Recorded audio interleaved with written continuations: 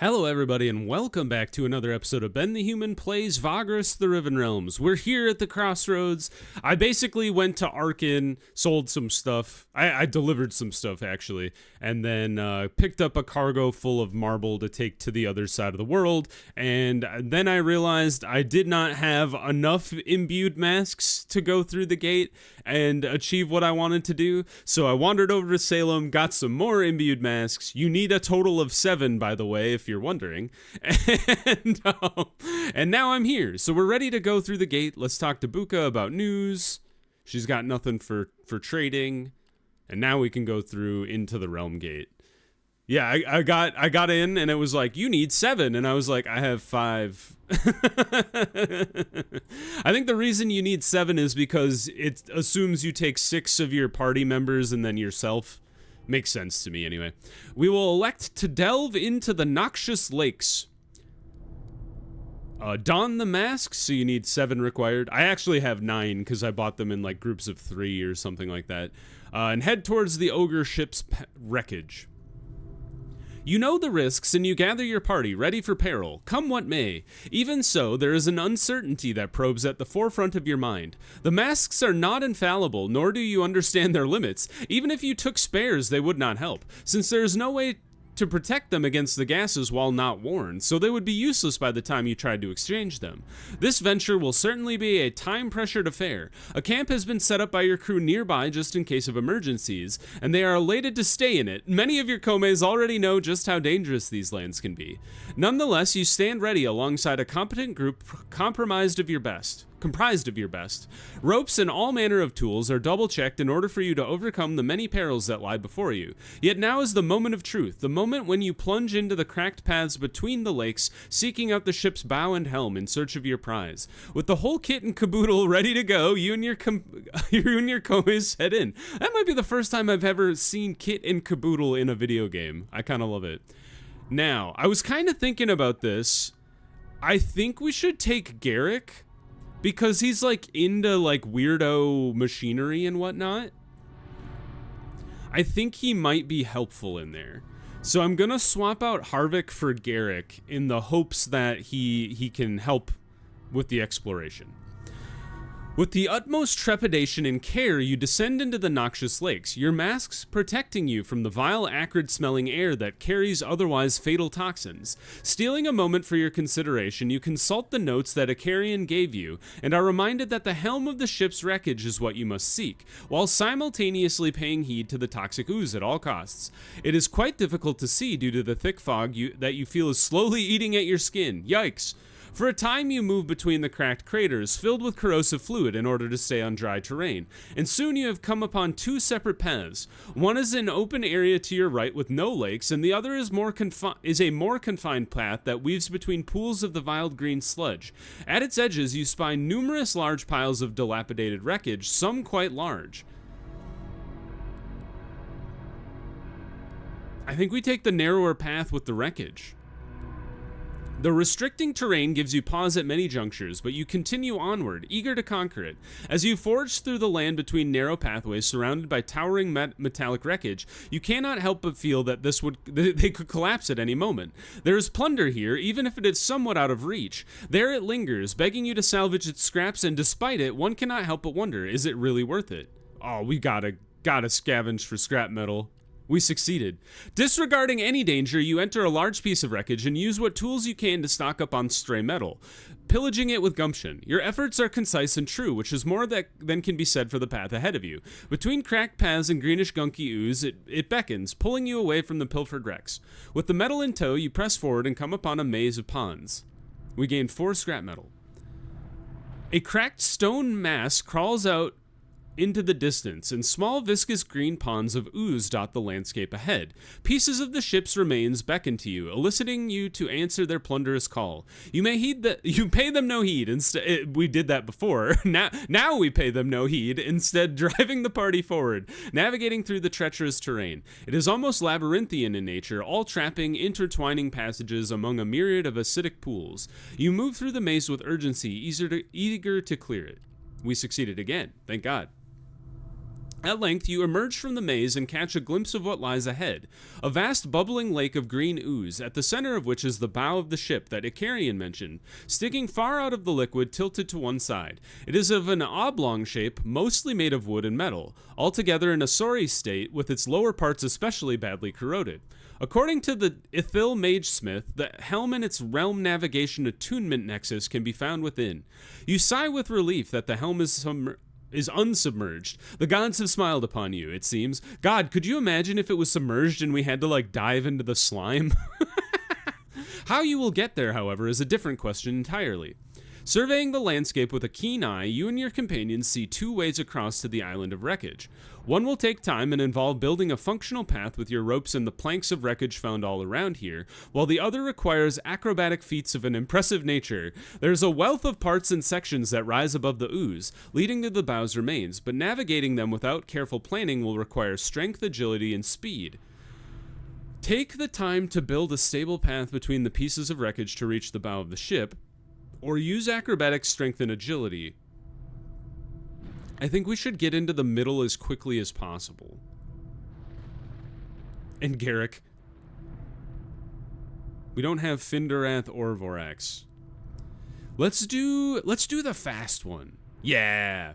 Electing for the more courageous and dangerous route, you set across the many strewn parts of the wreckage, seeking the ship's bow in the distance. You and your companions make your way closer and closer, jumping between and climbing along protruding half-submerged sections of the ship, until you are faced with a sizable distance to cover at one particular juncture. You must jump from one part of sinking metal to another, and for a moment the distance almost seems like too much. Then, having already seen your comies clear it with a little determination and focus, you too hurl yourself over, eager for your feet to find purchase on the other side. Your feet easily land on the other side, and you look back on the distance, reveling in both success and a moment of respite. The ensuing slog forward between acrobatics and careful movements tires you significantly, but you persevere. No more than half an hour after you set out to cross the lake, you have arrived at the bow's wreckage. Looking it over before you proceed inside, you wonder at how long it has been here, and indeed how it managed to survive sitting atop a lake of corrosive ooze. The bow of the ship is massive, and you realize that the helm could be anywhere inside it. Finding its realm navigating attunement nexus will likely take some time, so you push the group forward. Takes our resourcefulness to enter the wreckage, apparently. Once you are inside, the sheer enormity of the airship's bow overwhelms you briefly. Twisted metal and strange paraphernalia of alien origins are strewn about, as are holes in the structure, creating pitfalls everywhere. The noxious gas that pervades the lakes is strong here, and the tarnished, corroded metal in the vicinity serves as a reminder of the fact that the wreckage is very unstable. With time against you, the group begins poring over the area, eager to locate the helm of the long-ruined skyship. Somehow, you must find a balance between approaching the utmost caution and a motivated sense of urgency, lest this perilous place become your tomb. We scour the area. Cautious rummaging and careful footfalls allow for a proper exploration of the bow, though the tilted angle of the wreckage makes it ponderous at best. No more than a few minutes later, all kinds of peculiar machinery lie before you. Buttons, gauges, crystals, and even arcane glyphs carved into or enchanted onto walls and apparatus. All are alien to you and your comes, and none are functional. It does, however, make for some curious comments about the components. How did the ogres harness these bizarre devices, and what could have led them to crash? Any arcane practitioner worth their salt would have had a field day with all the questions about what these gadgets and their like are for, but time is not on your side, so you continue exploring. At length, a rotten wooden panel becomes the focus. At first, you imagine it to be insignificant. After all, there is nothing special about decaying wood. But then you realize that Icarian's instructions refer to this very wall panel. You tear it back, and it is there, the attunement nexus Icarian so perfectly described. Once you manage to dislodge it, a cursory inspection reveals the notion it is no simple relic or arcane trinket. Its golden core is shaped like a cylinder, bound by a delicate but resilient metal frame of foreign origin. Angular glyphs of the arcane shimmer blue on the golden surface, which looks liquid, almost alive, yet it never loses its general shape. After figuring out who is the most fit to carry it, you remove it by unbinding a dozen fixtures as per the Ithil Magesmith's instructions. It is a short and somewhat troublesome affair. The metallic cylinder is a hefty burden to bear, and you are in a hurry to leave, and you do so, departing with haste. We did it! Uh-oh. As you turn to depart, the ship's bow begins to shake violently, heralding the onset of an earthquake. Corroded metallic columns, rotten pieces of wood, and scrap metal begin to fall from the structures, so you rush toward the closest exit. Even as you escape, the shaking continues, and you catch a glimpse of the destruction wrought from all sides. The noxious lakes themselves spew all manner of putrid and toxic gases into the already poisonous air, and the ooze bubbles and sloshes erratically. Then one of your companions spots an island of wreckage within jumping distance from the opening you are now clinging to. Jump. We succeeded. The vigor and sheer strength you and your komes bring to bear is easily enough to close the gap. Assiduous efforts aside, you at once notice that the earthquake has abated, and at least for a time being you can enjoy a moment of respite. You drink deep of what air you can inhale, struggling despite the mask to get any real purchase. For a moment your mind lingers on this thought. How much more time do the imbued masks afford you? There cannot truly be an answer. Not yet. Then behind you there is a deafening crash, the ship's death knell. Your gaze drawn by the commotion, you look out toward the sinking vessel. Haunting though it is a sight to behold. The ship's bow collapses with a moaning sound, and the corrosive ooze begins to consume it from all sides. It will not be long, you realize, until the back part of the once glorious Ogre skyship is lost forever to the noxious lakes. There is a sense of sadness that lingers. Was this simply poor luck or divine intervention of a most egregious kind? The timing of the destruction certainly seems odd, to say the least. Ultimately, though, it matters little to you. The Realm Gate Navigation Attunement Nexus is safely stowed away, and all that remains is your timely escape from these accursed parts. With these thoughts in your mind, you look out at the distance beyond the sinking bow, observing the lay of the land. Ooze stretches out all around, yet there are potential paths forward if you but consider the risks. Sure enough, ample wreckage dots the massive lake, providing you with a potential route to freedom if you dare make some more jumps. The alternative smacks of genius, though technical prowess is all but a must, and it would take longer. Use a makeshift raft of metal and debris to take your flight. That sounds horrible. Floating on the ooze on a boat? I think we continue to jump. We've succeeded again. You bound between piles of wreckage and rogue smatterings of sinking metal, determined to press on despite all the odds. Your companions, too, take part. All of you make mistakes and face risky near misses, but at length your haste, dexterity, and strength earn you a successful escape to the shore and the lands beyond. They sprawl out before you now, the pools and small lakes of acid less frequent, more hidden, usually between jutting sections of cracked rock. You must leave the perimeter of the lakes with the utmost expedience, but you are not out of the woods yet. Noxious clouds continue to smother the air, and the cracked paths between them appear perilous indeed. Nonetheless, you continue pushing onward. Weaving between the overhanging sections of scattered debris, flat segments of rock, and the ever-present toxic ooze, you gain a lot of distance. All around you, the sickening gas still hangs on the fetid air, slowly but inevitably exhausting and corroding both the mask and your skin. There's a slight tug from the mask, a warning perhaps. Safety outside the confines of the noxious lake seems to be within your grasp, which spurs everyone on. You've got to keep moving. You make your way to the perimeter with haste. It beckons to you, just beyond your grasp for the time being. As you continue to close the distance, however, you pass next to a large section of wreckage on dry land. Just a glance piques your interest. There is metal enough, even of the precious kind, to pick apart and make a tidy profit. Quickly salvage some of the wreckage. We do have a very high chance of success. I think we got to. We succeeded again. With assiduous focus and concerted discipline, you set yourselves to the task, gathering up the metal as quickly as you can. Everyone knows the stakes by now, so you move with speed and load the salvage up with haste. Now that you have the metal, you leave immediately, continuing toward the perimeter of the noxious lakes. You can see it in the distance now, the perimeter. It is there beyond the last tamer acid pools, the sickly green masses still expelling poisonous gas into the air. All of you can really feel it now. It is eating away at you, the toxic and fetid air making you weaker and sicker. There can be no further tarrying, that much is obvious. And still there is that tug, a pull in your lungs that constricts your breathing to a shallow rasp. You do as much as you can to pay it no mind. You edge towards the perimeter. It is there, no more than a couple 100 feet distant. Your komes are there too, standing close to the perimeter. Some of them have taken to waving or cheering you on beyond the gas's grasp, understanding that the time that you have spent within it is perilous, to say the least. Even with the end in sight, so close and yet so far, the sickness strikes anew. You must fight against it. One final push, you tell yourself. One final push. We will use our last resourcefulness. You make it at last, escaping the toxic mist and the noxious lakes. By the grace of the gods, blind luck, or just good decision-making, it is over. Once you are well and truly clear of the gas, the masks come off. Labored breaths and cracking rasps are the only sound that can be heard from your team. You have triumphed, but the price was steep. Both you and your komes collapse on the ground, seeking respite, and the other members of the crew come to aid you. It will take time, but you will all heal. Thank God. I thought we had, permanently harmed ourselves.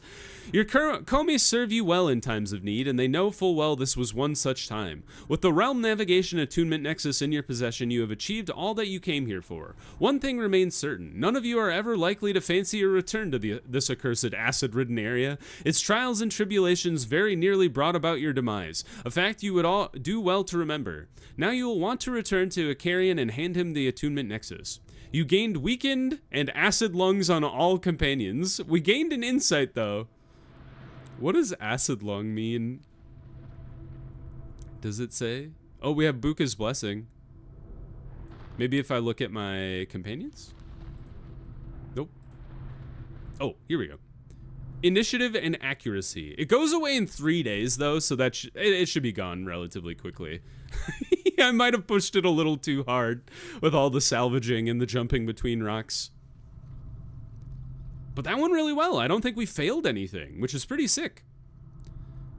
The village. We will talk to Icarian at his shop. What do I need to bring you for this? I think it's arcane tomes. Arcane texts, that's what it is. We have the rare jewel and we have the, oh, we need a small energy crystal. Oh, I do have one. Okay, so that's good. We just need 5 arcane texts. Okay, so I just have to remember to do that. I don't know where to find arcane texts anyway. Maybe Vernum? I could buy them from Nadir's old teacher or something. We will discuss the enhancements of the Realm Gate. You have the Realm Navigation Attunement Nexus. Your komes bring the Attunement Nexus into the workshop and place it carefully on an empty table. Icarian joins you, and the two of you inspect the odd arcane device from up close. The surface of the strange metal cylinder in its center seems to be shifting, as if it were liquid, but then, when the Ithil Mage Smith touches it with his enchanted hammer, it appears to be solid. Truly magnificent, what the ogres were capable of in their heyday, Icarian muses. Of course, they had very good teachers. His smile betrays who he is referring to. Assumedly himself or others like him. I shall remove the part of the attunement nexus that we need, place it in the metal frame I built, and attach it to the red crystal focus. Meet me in the field of stars in a bit, and you will see how it's done. It will take an hour or so. Besides, the likes of this mending have not been seen, well, in millennia. I'm sure it'll be of some interest to you. You tell Icarian that after the lengths that you went to in order to obtain the attunement nexus, you will surely join him to watch the final moments of the enhancement. He will see you in the field of stars. Cool. Let's check in with the locals. Let's get some supplies. Hauling litters. Huh. I should try to do that, maybe. Get 5 hides. I wonder how you get like, are hauling litters good? I guess only one way to find out. Let's go to the field of stars. Oops. I'm not sure if I can take the people through, but we'll at least visit with Icarian there. Beneath the broken fortress of a once mighty... I've already read all this. I don't know why I decided to read it. Enter the field. You agreed to meet Icarian here. Icarian joins you a quarter of an hour after you begin walking the field, and he has with him the reframed attunement nexus. He levitates up to the top of the Realm Gate's arch without much ceremony and places the frame around the glowing red crystal. Then he begins an incantation. You wait patiently as his chanting intensifies while he strikes the frame with his enchanted hammer every now and then, drawing arcane sparks from the structure. Then, after an hour, the chanting rises again in volume. A strange earthquake starts. Icarian clearly did not expect this. As you fall to the now cracking stone floor of the field, he levitates next to you and casts a protective spell. The phenomenon lasts only about a minute, but it causes enough destruction in your close vicinity to raise concern. Once the rumbling subsides, you get back to your feet and take a look around. There's some fresh debris surrounding the Realm Gate. You grit your teeth involuntarily as the Ithil Mage Smith checks the structure with both his mundane and magical senses. The arcane quake did not damage the gate, Icarian sighs with relief when he turns back to you. Indeed, only the stone floor of the field was cracked and upturned from the rumbling. An unexpected side effect of the attunement incantation, I'm afraid. We were lucky in the end. It would have been most unfortunate to lose so much progress. But he falls silent, and you follow his gaze to your foot, where a shiny object lies among the rubble. He squats down and picks it up. It is a silvery coin, half melted by the looks of it. Icarian frowns as he is inspecting it. His features become statue-like, and he hands you the silvery coin. It's better if you take it. This is a coin of my people's old empire, minted in Kelanon. I'd rather not gaze upon it. It invites solemn thoughts, you see, ones that I'd rather avoid. Take it, friend. Sell it. Give it away. Do with it whatever you wish. You thank him for the rare relic. Don't mention it. Please, don't mention it. Icarian replies, now on to the next task, I say. This realm gate is as efficient and stable as it can ever be, but we must conclude the enhancements for the other side. You ask him what that entails. 1 Ithil coin. We know a coin guy in Cobber. In principle, it's a similar process to the one I performed here, but this time the final touches shall be worked by your mage friends on the other side. I will craft a large, enchanted frame from rare metal that you will bring me.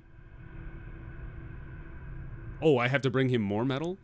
When I am done, you can transport this device to the mages along with my instructions, and they will do the finishing touches. You ask Icarian about these rare components, and he provides you with a list that contains more than just metal. Good craftsmanship requires exceptional materials, it seems. What will we need? Oh my god. That's so much iron. Okay, we need 160 iron, 80 oil, 20 silver, and 50 spectral residue?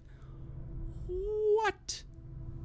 All right. I guess we're going to be dragging a lot of oil from the Bronze Desert and a lot of metals from the other side, and maybe I just have to go into the Temple of Sleepers just like for fun on my own and just try and harvest as much spectral residue as possible, because holy cow, that is a lot of materials. I was not expecting that. All right, what can we take through now? Oh, sick. We don't have a limit heading over to the... Oh no, we still do. 61. That was what it was before. So maybe we have to upgrade it fully for us to be able to use it entirely. And maybe we can't take everything. Well, maybe I'm hoping once the gate is fully functional, we can take our whole crew through. Maybe.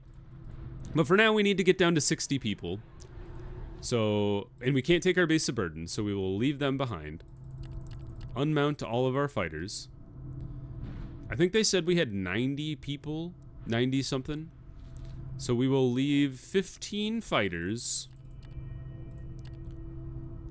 We'll keep our scouts for now. Or maybe we leave our scouts. We can come back and get them later.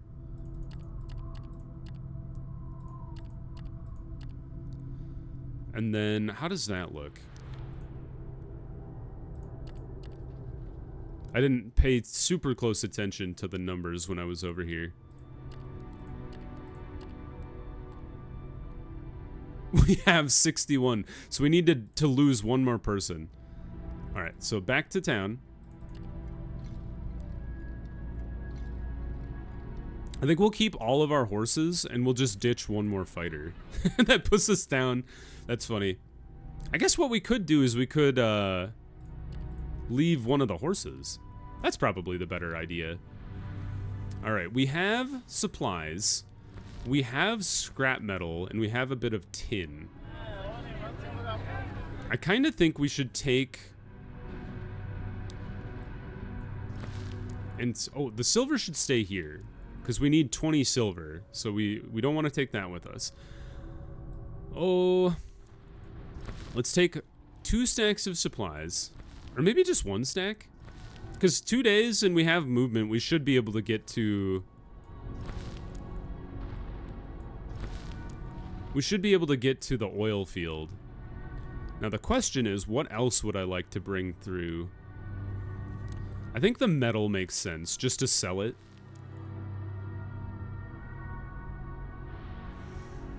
And maybe another stack of marble. Oh, we still have two more spaces. Okay. Maybe some obsidian then? And we could deliver that to Hackterest, maybe? Couldn't hurt. Yeah, let's do that. I think that's good. It's been a while since we've been up to Hackterest as well, so why don't we do that? Like, we still haven't really made much progress in Hackterest, but something. In we go. Man, I can't believe that's gonna take that much metal. It's crazy. Like, I think the most metal I've seen in one place was like 12 in Avernum that one, or maybe 10 in Avernum that one time? I don't know. We'll have to rest here. We don't have enough movement, so let's use our dudes to, oh, you guys. Use our dudes to get some stuff. And we have one more day of food, which is enough to get us, camping. And then we'll get to the oil field tomorrow. Alright, and I think I have a thing to pick up here. Is it the prefectus? Yeah, give me the rest of my fee. Holy cow, thank you very much. Goodbye. I think that one's all done now. Yep, suboptimal efficiency is no longer in the books. Good. Now, we should get more slaves and more fighters. And then a single beast of burden. We have 4 space. Do we have anything that wants to go to Cobber? No, I'm kind of surprised. Well, in that case, maybe we don't really... Well, we do want the beast of burden just because then we can get our reinforced wagon wheels going and then the Tarkian awnings.